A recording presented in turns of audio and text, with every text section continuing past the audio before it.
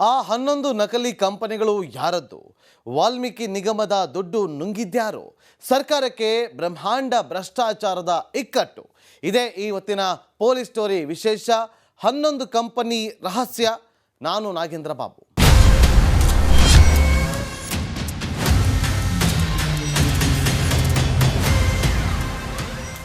ವಾಲ್ಮೀಕಿ ನಿಗಮದ ಕೋಟಿ ಭ್ರಷ್ಟಾಚಾರ ಭಾರಿ ಸದ್ದು ಮಾಡ್ತಾ ಇದೆ.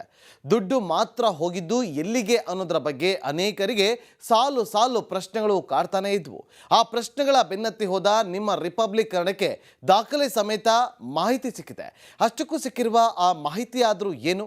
ನಕಲಿ ಕಂಪನಿಗಳ ಹೆಸರಿಗೆ ಕೋಟಿಗಟ್ಟಲೆ ಫಂಡ್ ಟ್ರಾನ್ಸ್ಫರ್ ಆಗಿದ್ದಾದರೂ ಯಾವಾಗ? ಒಂದೇ ದಿನದಲ್ಲಿ ಎಷ್ಟು ಕೋಟಿ ಹಣ ವರ್ಗಾವಣೆಯಾಯಿತು? ಆ ಎಲ್ಲ ಇಂಚಿಂಚು ಮಾಹಿತಿಯನ್ನ ನೋಡ್ಕೊಂಡು ಬರೋಣ ಬನ್ನಿ. ವಾಲ್ಮೀಕಿ ನಿಗಮದ ಕೋಟಿ ಭ್ರಷ್ಟಾಚಾರ. ಸರ್ಕಾರದ ಮೇಲೆ ಬ್ರಹ್ಮಾಂಡ ಭ್ರಷ್ಟಾಚಾರದ ಆರೋಪ.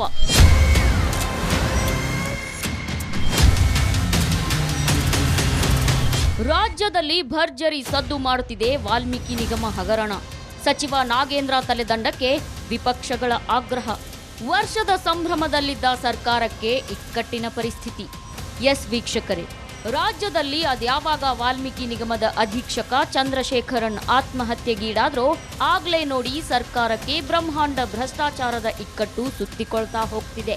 ಇನ್ನೊಂದೆಡೆ ರಿಪಬ್ಲಿಕ್ ಕನ್ನಡ ವರದಿ ಮಹಾ ಸಂಚಲನ ಮೂಡಿಸ್ತಿದೆ. ಹಾಗೆಯೇ ಸಚಿವರ ಕುರ್ಚಿಗೂ ಕುತ್ತು ತಂದಿದೆ ಬ್ರಹ್ಮಾಂಡ ಭ್ರಷ್ಟಾಚಾರ.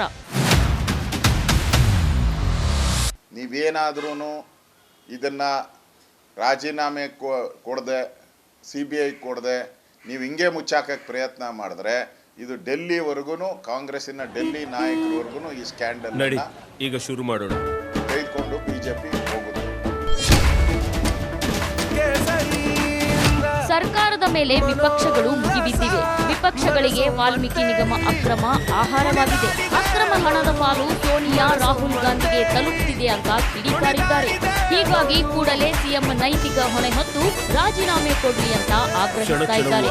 ವಿಪಕ್ಷ ನಾಯಕ ಆರ್ ಅಶೋಕ್ ಅಂಗೈ ಹುಣ್ಣಿಗೆ ಕನ್ನಡಿ ಬೇಕಾ ಅಂತ ಗುಡುಗಿದ್ದಾರೆ. ಅಷ್ಟೇ ಅಲ್ಲದೆ ರಾಜ್ಯದಲ್ಲಿ ಸಿಎಂ ಹಾಗೂ ಸೂಪರ್ ಸಿಎಂ ಇದ್ದಾರೆ ಎಂದಿರೋ ಅವರು CBI ತನಿಖೆಗೆ ವಹಿಸದಿದ್ರೆ ದೆಹಲಿವರೆಗೆ ಕೊಂಡೊಯ್ತೇವೆ ಅಂತ ಗುಡುಗಿದ್ದಾರೆ.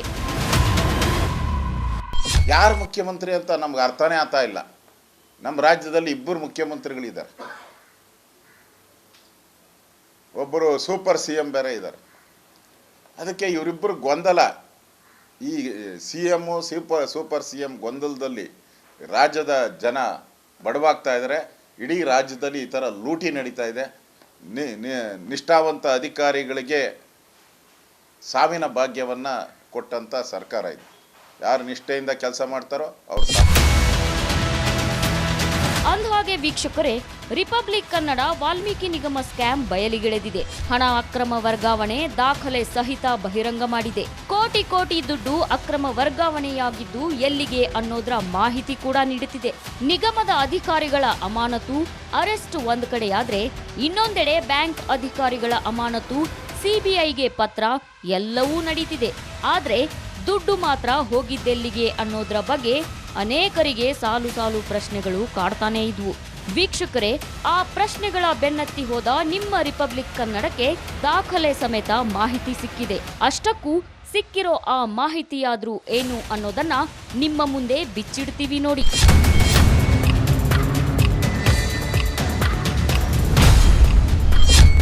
ಹನ್ನೊಂದು ನಕಲಿ ಕಂಪನಿಗಳಿಗೆ ಹಣ ವರ್ಗಾವಣೆ.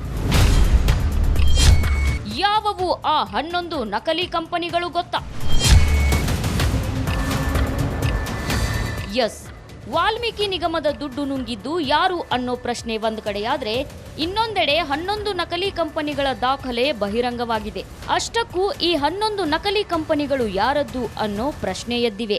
ಇನ್ನೊಂದೆಡೆ ಸಚಿವ ನಾಗೇಂದ್ರ ರಾಜೀನಾಮೆಗೆ ಒತ್ತಡವೂ ಹೆಚ್ಚಿದೆ. ಇದೆಲ್ಲದರ ಮಧ್ಯೆ ನಿಗಮ ಅಧ್ಯಕ್ಷ ದದ್ದಲ್ ನಾಪತ್ತೆಯಾಗಿದ್ದು ಪ್ರತಿಕ್ರಿಯೆಯೂ ಇಲ್ಲ. ವಾಲ್ಮೀಕಿ ಸಮುದಾಯದ ನಾಯಕರು ಎಲ್ಲಿ ಅನ್ನೋ ಪ್ರಶ್ನೆ ಮೂಡುತ್ತಿದೆ.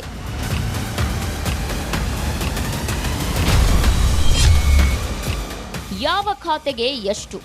ಕಂಪನಿ ಅಕಾರ್ಡ್ ಬಿಸಿನೆಸ್ ಸರ್ವಿಸಸ್, ವರ್ಗಾವಣೆ 5.46 ಕೋಟಿ, ದಿನಾಂಕ ಮಾರ್ಚ್ 6.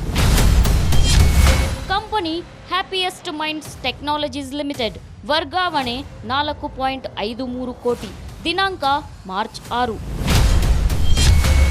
ಕಂಪನಿ ಮನು ಎಂಟರ್ಪ್ರೈಸಸ್ ವರ್ಗಾವಣೆ 5.1 ಕೋಟಿ, ದಿನಾಂಕ ಮಾರ್ಚ್ 6.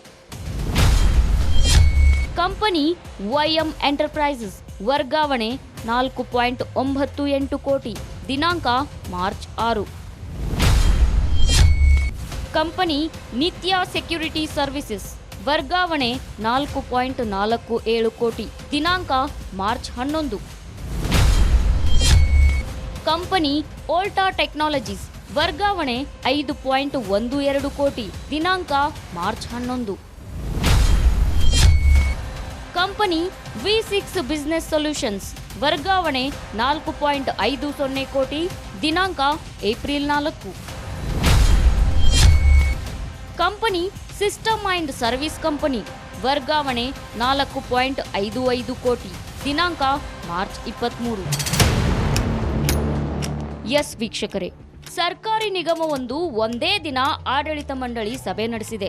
ಅದೆಷ್ಟರ ಮಟ್ಟಿಗೆ ಕಾರ್ಯವೈಖರಿ ಚುರುಕಾಗಿದೆ ಅಂದ್ರೆ 50 ಕೋಟಿ ರೂಪಾಯಿಗಳನ್ನ ಬೆಂಗಳೂರಿನ ಎಂಜಿ ರಸ್ತೆಯ ಯೂನಿಯನ್ ಬ್ಯಾಂಕ್ ಆಫ್ ಇಂಡಿಯಾ ಶಾಖೆಯಲ್ಲಿ ಠೇವಣಿ ಇಟ್ಟಿದೆ. ಅದೇ ದಿನ 94 ಕೋಟಿ ರೂಪಾಯಿಗಳನ್ನ ಸಾಲ ಕೂಡ ಪಡೆದಿದೆ. ವಿವಿಧ ಖಾತೆಗಳಿಗೆ ಹಂಚಿಕೆ ಮಾಡಿ ರಾಜ್ಯದ ಪರಿಶಿಷ್ಟ ಪಂಗಡದ ಜನರ ಉದ್ಧಾರಕ್ಕೆ ಅದೆಷ್ಟು ವೇಗವಾಗಿ ಕೆಲಸ ಮಾಡಿದೆ ನೋಡಿ. ಅಷ್ಟೇ ಅಲ್ಲ, ಅದೇ ದಿನ 9 ಖಾತೆಗಳನ್ನ ಸೃಷ್ಟಿಸಿ ಹಣ ಕೂಡ ಟ್ರಾನ್ಸ್ಫರ್ ಮಾಡಿದೆ. ಯಾವ ಖಾತೆಗೆ ಎಷ್ಟು? Company skill map training and services ವರ್ಗಾವಣೆ 4.84 ಕೋಟಿ. Company swap design private limited ವರ್ಗಾವಣೆ 5.15 ಕೋಟಿ. ಕಂಪನಿ ಜಿಎನ್ ಇಂಡಸ್ಟ್ರೀಸ್ ವರ್ಗಾವಣೆ 4.42 ಕೋಟಿ.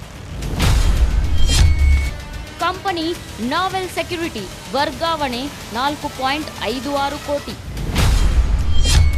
ಕಂಪನಿ ಸುಜಲ್ ಎಂಟರ್ಪ್ರೈಸಸ್ ವರ್ಗಾವಣೆ 5.63 ಕೋಟಿ. Company grab A grub service ವರ್ಗಾವಣೆ 5.88 ಕೋಟಿ.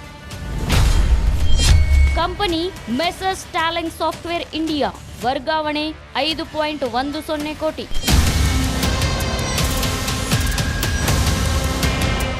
ಹೀಗೆ Karnataka Valmiki Maharshi bank of India ಶಾಖೆಯಲ್ಲಿ 2024 ಮಾರ್ಚ್ 31 ನಡೆದ 100 ಕೋಟಿ ರೂಪಾಯಿಗಳ ಲೂಟಿಯ ಚಿತ್ರಣವಿದು. ಇದಕ್ಕೆ ಸಂಬಂಧಿಸಿದ ಅತ್ಯಂತ ಮಹತ್ವದ ದಾಖಲೆಗಳು ರಿಪಬ್ಲಿಕ್ ಕನ್ನಡಕ್ಕೆ ದೊರೆತಿವೆ. ಕೇವಲ 24 ಗಂಟೆಗಳ ಅವಧಿಯಲ್ಲಿ 100 ಕೋಟಿ ಲೂಟಿ ಮಾಡಿದ ಸಂಪೂರ್ಣ ವಿವರ ಬಟಾಬಯಲಾಗಿದೆ. ಅಂದಹಾಗೆ ವೀಕ್ಷಕರೇ, ವಾಲ್ಮೀಕಿ ನಿಗಮದ 100 ಕೋಟಿ ರೂಪಾಯಿಗಳ ಅಕ್ರಮ ಕೇವಲ ಒಂದೇ ದಿನದಲ್ಲಿ ನಡೆದಿದೆ.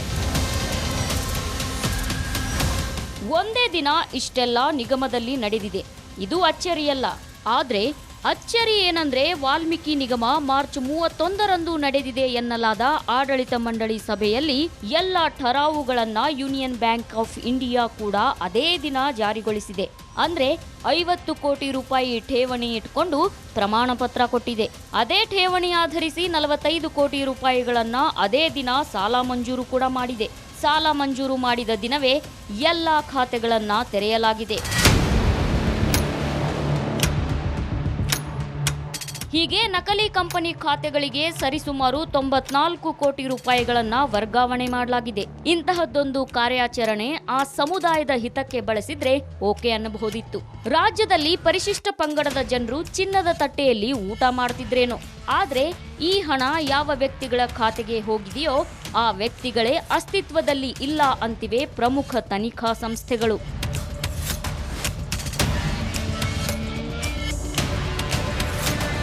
ಇದೆಲ್ಲವೂ ನಡೆದಾದ ಮೇಲೆ ಪ್ರಮುಖ ವ್ಯಕ್ತಿಗಳ ಸುಳಿವೇ ಇಲ್ಲ. ನಿಗಮದ ಅಧ್ಯಕ್ಷ ಬಸನಗೌಡ ದದ್ದಲ್ ಎಲ್ಲಿದ್ದಾರೋ ಅದು ಗೊತ್ತಿಲ್ಲ.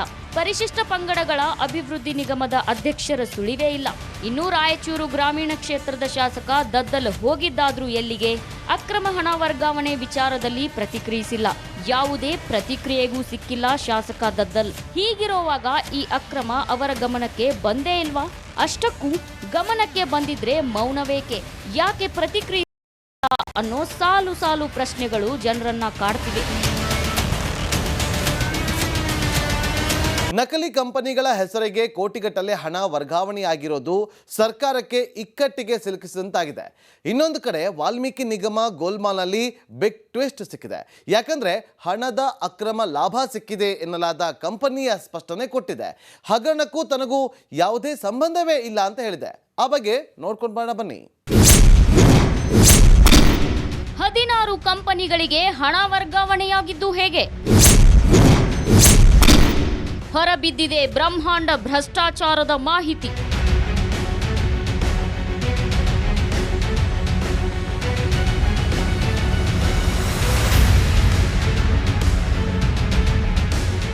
ಅಂದಹಾಗೆ ವೀಕ್ಷಕರೇ, ಉನ್ನತ ಅಧಿಕಾರಿಗಳ ಮಾಹಿತಿ ಪ್ರಕಾರ 9 ಫಲಾನುಭವಿಗಳು ಹೈದರಾಬಾದ್ನ ರತ್ನಾಕರ್ ಬ್ಯಾಂಕ್ನಲ್ಲಿ ಖಾತೆ ತೆರೆದಿದ್ದಾರೆ. ಹೆಸರಿಗೆ 9 ಖಾತೆಗಳನ್ನ ತೆರೆದಿದ್ದು ದೇಶದ ಪ್ರತಿಷ್ಠಿತ ಕಂಪನಿಗಳೇ ಆದರೂ ವಾಸ್ತವವಾಗಿ ಆ ಕಂಪನಿಗಳ ಹೆಸರಲ್ಲಿ ನಕಲಿ ವ್ಯಕ್ತಿಗಳು ಖಾತೆ ತೆರೆದಿದ್ದಾರೆ ಅನ್ನೋ ಸತ್ಯ ಬಹಿರಂಗವಾಗಿದೆ. ನಂತರ ಈ ಸಂಖ್ಯೆ ಏರ್ತಾನೆ ಹೋಗಿದೆ. ನಂತರ ಅದು ಬರೋಬ್ಬರಿ 16 ನಕಲಿ ಕಂಪನಿಗಳಿಗೆ ಹಣ ಟ್ರಾನ್ಸ್ಫರ್ ಆಗಿದೆ ಅನ್ನೋ ಮಾಹಿತಿ ಹೊರಬಿದ್ದಿದೆ.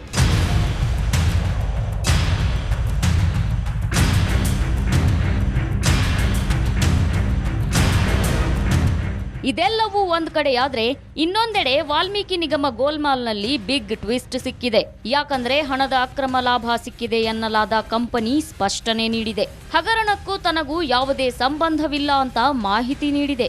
ವರ್ಗಾವಣೆ ನಡೆದಿದೆ ಎನ್ನಲಾದ ಬ್ಯಾಂಕ್ ಖಾತೆ ನಮ್ಮದಲ್ಲ ಅನ್ನೋದರ ಬಗ್ಗೆ ಸ್ಪಷ್ಟನೆ ಕೊಟ್ಟಿದೆ. ರಿಪಬ್ಲಿಕ್ ಕನ್ನಡಕ್ಕೆ ಹ್ಯಾಪಿಯೆಸ್ಟ್ ಮೈಂಡ್ ಕಂಪನಿ ಸ್ಪಷ್ಟನೆ ನೀಡಿದ್ದು ಮತ್ತೊಂದು ಟ್ವಿಸ್ಟ್ ಸಿಕ್ಕಿದೆ.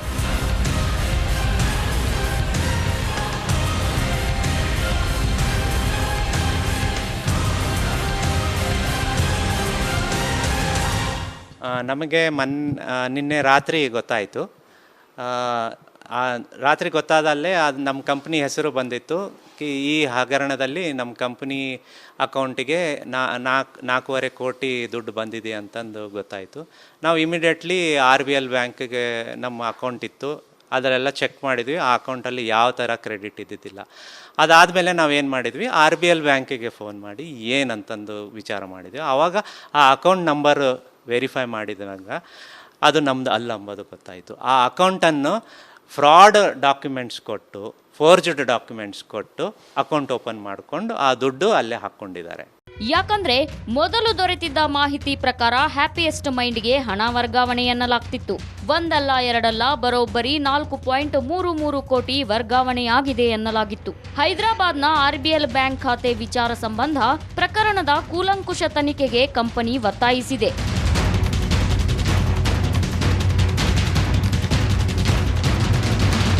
ಈ ಮಂಜುನಾಥ್ ಪ್ರಸಾದ್ ಅವರು ಸರ್ಕಾರದ ಹೆಚ್ಚುವರಿ ಮುಖ್ಯ ಕಾರ್ಯದರ್ಶಿ, ಅವರು RBL ಬ್ಯಾಂಕಿಗೆ ಒಂದು ಪತ್ರವನ್ನು ಬರೆದಿದ್ರು. ಅದರಲ್ಲಿ ಒಟ್ಟು 11 ಅಕೌಂಟ್ಗಳಿಗೆ ಹಣ ವರ್ಗಾವಣೆಯಾಗಿದೆ, ಈ ಒಂದು ಹಣವನ್ನು ಫ್ರೀಸ್ ಮಾಡಬೇಕು ಅನ್ನುವಂಥ ಒಂದು ಮನವಿಯನ್ನು ಸಲ್ಲಿಸಲಾಗಿತ್ತು. ಈ ಡೀಟೇಲ್ಸ್ಗಳಲ್ಲಿ ಇದ್ದ 3ನೇ ಕಂಪನಿ ಹ್ಯಾಪಿಯೆಸ್ಟ್ ಮೈಂಡ್ಸ್ ಟೆಕ್ನಾಲಜಿ. ಅದರ ಒಂದು ಅಕೌಂಟ್ ನಂಬರ್ ಕೂಡ ಇತ್ತು, ಆ ಒಂದು ಕಂಪನಿಗೆ ಸಂಬಂಧಪಟ್ಟಂಥ ಅಡ್ರೆಸ್ಗಳು ಕೂಡ ಇತ್ತು. ಹಾಗಾಗಿ ಈ ಒಂದು ಅಕೌಂಟ್ RBL ಬ್ಯಾಂಕಲ್ಲಿ ಇದ್ದಿದ್ದು ಅನ್ನುವಂಥದ್ದು ಖಚಿತ ಆಗಿತ್ತು. ವಾಲ್ಮೀಕಿ ನಿಗಮದ ಅಧೀಕ್ಷಕ ಚಂದ್ರಶೇಖರನ್ ಆತ್ಮಹತ್ಯೆ ಬೆನ್ನಲ್ಲೇ ಕಾಂಗ್ರೆಸ್ ವಲಯದಲ್ಲಿ ಅಲ್ಲೋಲ ಕಲ್ಲೋಲವೇ ಸೃಷ್ಟಿಯಾಗಿದೆ. ಯೋಜನೆಗಳಿಗೆ ಮೀಸಲಿಟ್ಟ 187 ಕೋಟಿ ಮೊತ್ತದಲ್ಲಿ 88 ಕೋಟಿ ಹಣವನ್ನ ನಿಗಮದ ಅಧ್ಯಕ್ಷರ ಗಮನಕ್ಕೂ ಬಾರದೆ ಯೂನಿಯನ್ ಬ್ಯಾಂಕ್ ಖಾತೆಗೆ ವರ್ಗಾವಣೆ ಮಾಡಲಾಗಿದ್ದು, ಇದು ಸರ್ಕಾರಕ್ಕೆ ನುಂಗಲಾರದಂತ ಬಿಸಿ ತುಪ್ಪವಾಗಿದೆ. ಇದೇ ಹಗರಣವನ್ನ ಮುಂದಿಟ್ಕೊಂಡು ಸಚಿವ ಬಿ ನಾಗೇಂದ್ರ ರಾಜೀನಾಮೆಗೆ ಬಿಜೆಪಿ ಪಟ್ಟು ಹಿಡಿದಿದೆ. ಇತ್ತ DCM DKC ಪ್ರತಿಕ್ರಿಯಿಸಿದ್ದು, ನಾವ್ಯಾರನ್ನು ರಕ್ಷಿಸೋದಿಲ್ಲ ಅಂತ ಖಡಕ್ ಆಗಿ ರಿಯಾಕ್ಷನ್ ಕೊಟ್ಟಿದ್ದು ಹೀಗೆ. ನಾವು ಯಾರನ್ನು ರಕ್ಷಣೆ ಮಾಡೋದಿಲ್ಲ. ನಂಬರ್ 1, BJಪಿಯವರು ಏನು ಬೇಕಾದ್ರೂ ಮಾಡ್ಕೊಳ್ಳಿ, ಅವ್ರ ರಾಜಕಾರಣ ಅವ್ರು ಮಾಡ್ತಾರೆ, ಅವ್ರು ಮಾಡೋದನ್ನ ನಾನು ಕ್ವಶನ್ ಮಾಡೋಕ್ಕೆ ಹೋಗಲ್ಲ. ಬೇಕಾದಷ್ಟು ವಿಚಾರ ಇದೆ. BJP ಗೌರ್ಮೆಂಟಲ್ಲೂ ಇಂಥ ವಿಚಾರಗಳೆಲ್ಲ ನಡೆದಿದೆ. ಬಸವರಾಜ ಬೊಮ್ಮಾಯಿಯರಿಗೂ ಗೊತ್ತಿದೆ, ಎಲ್ಲರಿಗೂ ಗೊತ್ತಿದೆ. ಎಲ್ಲ ಇನ್ವೆಸ್ಟಿಗೇಷನ್ ಈಗ ನಾವು ಮಾಡಬೇಕಾಗಿದೆ, ನಾವು ಮಾಡ್ತೀವಿ. ನಾವು ಯಾರನ್ನೂ ಸ್ಪೇರ್ ಮಾಡೋದಿಲ್ಲ. ನೋಡ್ರಿ, ಈಶ್ವರಪ್ಪನವ್ರಿಗೆ ನೇರವಾಗಿ ಹೇಳಿದ್ರು ಅವರು ಇಂಥವ್ರೆ ಅಂತ. ಇದು ಮಂತ್ರಿ ಹೇಳಿದ್ದಾರೆ ಅಂತ ಅಧಿಕಾರಿ ತಿಳಿಸಿದ್ದಾರೆ ಅಂತ ಹೇಳಿದ್ದಾರೆ. ನಮ್ಗೇನಾದ್ರು ದಾಖಲೆ, ಪ್ರೂಫು, ಇನ್ವಾಲ್ವ್ಮೆಂಟು ಮತ್ತೊಂದು ಏನಾದ್ರು ಇತ್ತು ಅಂತಂದರೆ ನಮಗೆ ನಮ್ಮ ಗೌರವನ ಇನ್ವೆಸ್ಟಿಗೇಷನ್ ಆಗೋವರೆಗೂ ಕೂಡ ನಾವು ಏನು ಮಾಡಬೇಕೋ ಖಂಡಿತ ನಮ್ಮ ಸರ್ಕಾರ ಪಾರದರ್ಶಕವಾಗಿರಬೇಕು. ನಾವು ಯಾರನ್ನೂ ಸ್ಪೇರ್ ಮಾಡೋಂಥ ಪ್ರಶ್ನೆ ಇಲ್ಲಿ ಬರುವುದಿಲ್ಲ. ಉದ್ಭವ ಆಗುವುದಿಲ್ಲ. We will take action to protect the interest and safeguard the government. Damage ಕಂಟ್ರೋಲ್ಗೆ ಸಿಎಂ ಸಿದ್ದರಾಮಯ್ಯ ಸಚಿವರ ಸಭೆ ಕರೆದಿದ್ರು. ಸಭೆಯಲ್ಲಿ ಮುಜುಗರದಿಂದ ತಪ್ಪಿಸಿಕೊಳ್ಳೋ ಬಗ್ಗೆ ರಣತಂತ್ರ ರೂಪಿಸಿದ್ರು. ಇನ್ನು ಈ ಹಗರಣದ ಕೇಸ್ ಬಗ್ಗೆ 5 ಹಿರಿಯ ಪೊಲೀಸ್ ಅಧಿಕಾರಿಗಳ ಎಸ್ಐಟಿ ರಚಿಸಿ ತನಿಖೆಗಿಳಿಯಲಿದ್ದಾರೆ ಎನ್ನಲಾಗಿದೆ. ಇದೆಲ್ಲದರ ಬಗ್ಗೆ ಪ್ರತಿಕ್ರಿಯಿಸಿರೋ ಸಿಎಂ ಯಾರನ್ನೂ ರಕ್ಷಿಸೋ ಪ್ರಶ್ನೆಯೇ ಇಲ್ಲ ಎಂದಿದ್ದಾರೆ. ತಪ್ಪಿತಸ್ಥರ ವಿರುದ್ಧ ಕಾನೂನು ರೀತಿ ಕ್ರಮವಾಗುತ್ತೆ ಅಂತ ಹೇಳಿದ್ದಾರೆ.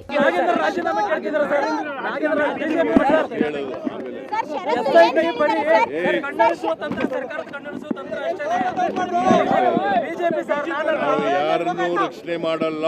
16 ಕಂಪನಿಗಳಿಗೆ ಹಣ ವರ್ಗಾವಣೆ ಆಗಿದೆ ಸರ್. ಹೇಳಪ್ಪ ಇಲ್ಲಿ ಹೇಳ್ರಿ, ಇಲ್ಲಿ ನಾವು ಯಾರಿಗೂ ರಕ್ಷಣೆ ಮಾಡಕ್ ಹೋಗಲ್ಲ. ಕಾನೂನು ರೀತಿಯ ಕ್ರಮ ತಗೊಳ್ತೀವಿ. ಅವರು ಯಾರೇ ಆಗಿರಲಿ ಅವ್ರ ಮೇಲೆ ಕಾನೂನು ರೀತಿಯ ಕ್ರಮ ತಗೊಳ್ತೀವಿ. ಇಷ್ಟೆಲ್ಲ ಬೆಳವಣಿಗೆ ಆಗ್ತಾ ಹೋಗ್ತಿದ್ದಂತೆ ಅತ್ತ ಬಿಜೆಪಿ ಶಾಸಕ ಬಸನಗೌಡ ಯತ್ನಾಳ್ ಪ್ರಕರಣದ ಸಿಬಿಐ ತನಿಖೆಗೆ ಆಗ್ರಹಿಸಿ ಅಮಿತ್ ಶಾಗೆ ಪತ್ರ ಬರೆದಿದ್ದಾರೆ. ರಾಜ್ಯದಲ್ಲಿ ಸಚಿವರು ಹಿರಿಯ ಅಧಿಕಾರಿಗಳ ಒತ್ತಡದಿಂದ ಆತ್ಮಹತ್ಯೆ ಮಾಡಿಕೊಳ್ತಿದ್ದಾರೆ ಎಂದಿದ್ದಾರೆ. ಹಾಗೆಯೇ ಅಧಿಕಾರಿ ಚಂದ್ರಶೇಖರ್ ನಿಷ್ಠಾವಂತರಾಗಿದ್ರು. ಅವರಿಂದಲೇ 88.62 ಕೋಟಿ ಅವ್ಯವಹಾರ ಬಯಲಾಗಿದೆ. ಇದಕ್ಕೆ ತಕ್ಕ ನ್ಯಾಯ ಬೇಕು ಅಂತ ಆಗ್ರಹಿಸಿದ್ದಾರೆ.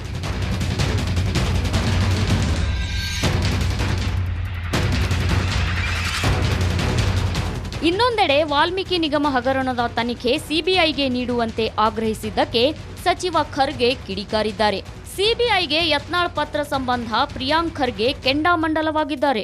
ಯತ್ನಾಳ್ ವಿಜಯೇಂದ್ರ ಬಿಎಸ್ವೈ ಬಗ್ಗೆ ಮಾತಾಡಿದ್ರು. ನಿಮ್ಮ ಸಿಎಂ ಹಣ ಡೈವರ್ಟ್ ಮಾಡಿದಾಗ ಯಾಕೆ ಮೌನ ಅಂತ ವ್ಯಂಗ್ಯವಾಡಿದ್ದಾರೆ. ಗಂಗಾ ಕಲ್ಯಾಣ ಅವ್ಯವಹಾರ ಬಗ್ಗೆ ಯಾಕೆ ಮಾತಾಡಲಿಲ್ಲ ಅಂತಲೂ ತಿವಿದಿದ್ದಾರೆ. ಇಬ್ಬರು ನಾಯಕರು ಕೂಡ ಹೇಳಿದಾಗ ಇಲ್ಲ ಇದರ ನಿರ್ದಾಕ್ಷಿಣ್ಯವಾಗಿ ನಾವು ಕ್ರಮ ತಗೋತೀವಿ ಅಂದರೆ ರಿಪೋರ್ಟ್ ಬರಲಿ, ಮಾಡ್ತೀವಿ. ಈಗ ನಾನೇ ಅದರಲ್ಲಿ ಪಾಲ್ಗಾರರಿದ್ದರೆ ನನಗೂ ಶಿಕ್ಷೆ ಆಗಲಿ. 100 ಕೋಟಿ ಮೇಲೆ ಇದ್ದರೆ ಆಟೋಮ್ಯಾಟಿಕ್ ಆಗಿ CBI can suo motu take up the case. ನಾವೇನು ಹೇಳ್ತಾ ಇದ್ದೀವಿ, ನಾವು ರೆಫರ್ ಮಾಡೋದಕ್ಕೆ ಅವಶ್ಯಕತೆ ಇಲ್ಲ ಸದ್ಯಕ್ಕೆ. ನಮ್ಮ ಪ್ರಿಲಿಮಿನರಿ ರಿಪೋರ್ಟ್ ಬರಲಿ, ಪ್ರಾಥಮಿಕ ವರದಿ ಬರಲಿ. ಅವಶ್ಯಕ ಇದ್ದರೆ SITಗೂ ಕೊಡೋಣ, NIAಗೂ ಕೊಡೋಣ. ನಿನ್ನೆ ಹೋಮ್ ಮಿನಿಸ್ಟರ್ ಅವರು ಭಾಳ ಸ್ಪಷ್ಟವಾದಂಥ ಸ್ಟೇಟ್ಮೆಂಟ್ ಕೊಟ್ಟಿದ್ದಾರೆ. ಸೊ ಗೊಂದಲ ಎಲ್ಲಿದೆ ಇದರಲ್ಲಿ? Ambiguity, there is no ambiguity in the government. ಕ್ರಮ ತಗೋತೀವಿ, ಫಾಲೋ ಅಪ್ ಮಾಡ್ತೀವಿ, ಅವಶ್ಯಕತೆ ಇದ್ದರೆ CBIಗೂ ಕೊಡ್ತೀವಿ. ಫಸ್ಟ್ ನಮ್ಮ ಸರ್ಕಾರದ ಇನ್ವೆಸ್ಟಿಗೇಷನ್ ಏನಿದೆ ಅದನ್ನು ಹೊರಗೆ ಬರಲಿ ಮೊದಲು. ನೋಡಿ, ರಾಜೀನಾಮೆ ಕೊಡಿಸ್ಬೇಕಾ ಬಿಡಿಸ್ಬೇಕಾ ಅದು CM ವಿವೇಚನೆಗೆ ಬಿಡು. Cabinet is always the prerogative of the chief minister. ಹೌದಾ ಇಲ್ಲ?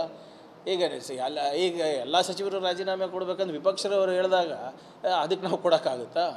ಇತ್ತ ವಾಲ್ಮೀಕಿ ನಿಗಮದ ಹಣ ಅಕ್ರಮ ವರ್ಗಾವಣೆ ಆರೋಪ ಸಂಬಂಧ ರಾಜ್ಯದ ಹಲವೆಡೆ ನಾಗೇಂದ್ರ ಪರ ವಿರೋಧ ಪ್ರತಿಭಟನೆ ನಡೆದವು. ಸಚಿವ ನಾಗೇಂದ್ರ ರಾಜೀನಾಮೆಗೆ ಆಗ್ರಹಿಸಿ ಶಿವಮೊಗ್ಗ, ಮಂಗಳೂರು ಸೇರಿ ವಿವಿಧ ಜಿಲ್ಲೆಗಳಲ್ಲಿ ಬಿಜೆಪಿ ಪ್ರೊಟೆಸ್ಟ್ ಮಾಡಿತು. ಇತ್ತ ಸಚಿವ ನಾಗೇಂದ್ರ ಪರ ಬಳ್ಳಾರಿಯಲ್ಲಿ ಮೌನ ಮೆರವಣಿಗೆ ನಡೆಯಿತು.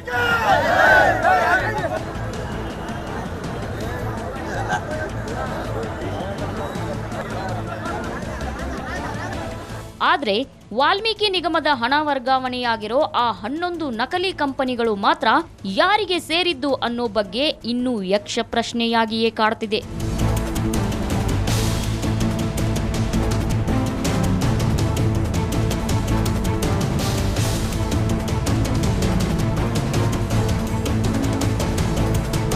ಹ್ಯಾಪಿಯೆಸ್ಟ್ ಮೈಂಡ್ಸ್ ಟೆಕ್ನಾಲಜಿ ಅವರು RBL ಬ್ಯಾಂಕ್ ಅವ್ರನ್ನು ಕೂಡ ಕಾಂಟ್ಯಾಕ್ಟ್ ಮಾಡಿದ್ರು. ಈ ಒಂದು ಅಕೌಂಟ್ ನಂಬರ್ ಪರಿಶೀಲನೆ ಮಾಡಿದಂಥ ಟೈಮಲ್ಲಿ ತಮ್ಮ ಕಂಪನಿ ಹೆಸರಲ್ಲಿ ಅಂದರೆ ಹ್ಯಾಪಿಯೆಸ್ಟ್ ಮೈಂಡ್ ಟೆಕ್ನಾಲಜಿ ಹೆಸರಿನಲ್ಲಿ ಈ ಥರದ ಯಾವುದೇ ಒಂದು ಅಕೌಂಟ್ ಇಲ್ಲ ಅನ್ನುವಂಥದ್ದು ಗೊತ್ತಾಯಿತು. ಆ್ಯಂಡ್ ಇವ್ರದ್ದು ಬೇರೆ ಯಾವುದಾದ್ರು ಅಕೌಂಟ್ಗಳಿಗೆ ಹಣ ಪಾವತಿ ಆಗಿದೆ ಅನ್ನುವಂಥದ್ದು ನೋಡಿದಂಥ ಟೈಮಲ್ಲೂ ಕೂಡ ಅಷ್ಟೇ ಯಾವುದೇ ರೀತಿಯ ಹಣ ಪಾವತಿ ಆಗಿಲ್ಲ ಅನ್ನುವಂಥದ್ದು ತುಂಬ ಸ್ಪಷ್ಟವಾಗಿ ಗೊತ್ತಾಯಿತು. ಅಲ್ಲಿಗೆ ಒಂದು ಖಚಿತ ಆಗಿದೆ ಏನು ಅಂತ ಹೇಳಿದರೆ, ಯಾರೋ ಒಬ್ಬ ವ್ಯಕ್ತಿ, ಯಾರು ಅಂತ ಗೊತ್ತಿಲ್ಲ, ಅವರು ಒಂದು ಅಕೌಂಟ್ ನಂಬರ್, ಅವರಿಗೆ ಸಂಬಂಧಪಟ್ಟಂಥ ಅಕೌಂಟ್ ನಂಬರ್ನ ಇಟ್ಕೊಂಡಿದ್ದಾರೆ. ಆದರೆ ಈ account number happiest minds technology ಅನ್ನುವಂಥ ಕಂಪನಿಗೆ ಸೇರಿದ್ದು ಅನ್ನುವಂಥವ್ರನ್ನ ಮಾತ್ರ ಹೊರಗಡೆಗೆ ತೋರಿಸ್ಕೊಂಡಿದ್ದಾರೆ ಆನ್ ರೆಕಾರ್ಡ್. ಆದರೆ ಆ ಕಂಪನಿಗೆ ಸೇರಿದ್ದಲ್ಲ. ವಾಲ್ಮೀಕಿ ನಿಗಮದ ಹಣ ಅಕ್ರಮ ವರ್ಗಾವಣೆ ಪ್ರಕರಣದಡಿ ಇಬ್ಬರನ್ನ ಪೊಲೀಸರು ಅರೆಸ್ಟ್ ಮಾಡಿದ್ದಾರೆ.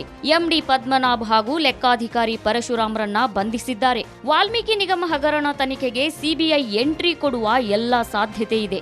ಒಂದಲ್ಲ ಎರಡಲ್ಲ, ಸುಮಾರು 94 ಕೋಟಿ ರೂಪಾಯಿ ಹಣ ಅಕ್ರಮವಾಗಿ ವರ್ಗಾವಣೆಯಾಗಿದೆ. ಹೀಗಾಗಿ ಅತಿ ಹೆಚ್ಚು ಮೊತ್ತದಲ್ಲಿ ಅಕ್ರಮ ಹಣ ವರ್ಗಾವಣೆಯಾಗಿರೋದ್ರಿಂದ ಪ್ರಕರಣವನ್ನ CBIಗೆ ನೀಡಲೇಬೇಕು ಅಂತ ಬಿಜೆಪಿ ಆಗ್ರಹಿಸ್ತಾ ಇದೆ.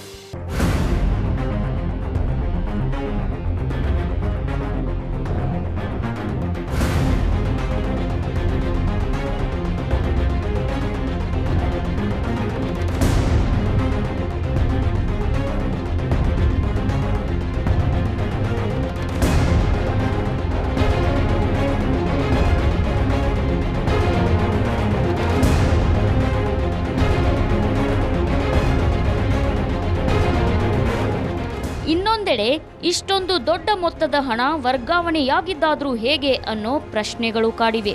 ಯಾಕಂದ್ರೆ ದೊಡ್ಡ ಮೊತ್ತದ ಹಣ ಟ್ರಾನ್ಸ್ಫರ್ ಆಗೋಕೆ ಇಲಾಖೆ ಅಧಿಕಾರಿಗಳು ಹಾಗೂ ಸಂಬಂಧಿಸಿದ ಅಧ್ಯಕ್ಷರ ಗಮನಕ್ಕೆ ಬರಲೇಬೇಕು. ಒಂದು ವೇಳೆ ಆಯಾ ಸಚಿವರ ಗಮನಕ್ಕೆ ಬರದೆ ಹಣ ಟ್ರಾನ್ಸ್ಫರ್ ಸಾಧ್ಯವೇ ಅನ್ನೋ ಪ್ರಶ್ನೆ ಇದೀಗ ಸಾರ್ವಜನಿಕ ವಲಯದಲ್ಲಿ ಕೇಳಿಬರ್ತಿವೆ.